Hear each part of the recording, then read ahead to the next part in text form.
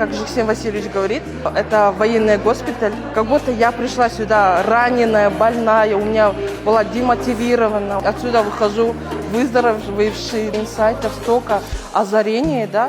Благодарю базу, благодарю Жексена Васильевича, Багдата. Я приобрела тут классных друзей, партнеров. Мы вообще-то делали бизнес по-казахпайски, скажем. Нет учета, клиенты есть, деньги есть, все в обороте, но на кармане денег нет. Продажи выросли, выстраиваем воронку продаж, нанимаем профессиональных бухгалтеров. И дальше я записалась на менторский поток, я проходила ТЭМ, и я буду дальше уже развиваться именно с этой платформой. Очень много осознаний, спикеры были очень сильные, особенно мне понравился Сергей Зубарев, это вот цифровой маркетинг.